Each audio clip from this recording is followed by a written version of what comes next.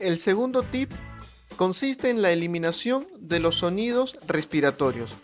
Por experiencia propia les comento que cuando intentamos auscultar el corazón, estando presentes los sonidos respiratorios, más aún en un paciente que padece un síndrome braquicefálico marcado o está cursando por un proceso respiratorio o viene jadeante, ansioso, pues resultan auscultaciones de corazón sumamente difíciles y confusas. La maniobra recomendada sería intentar eliminar los sonidos respiratorios impidiendo que la mascota respire durante unos breves segundos, de 3 a 5 segundos.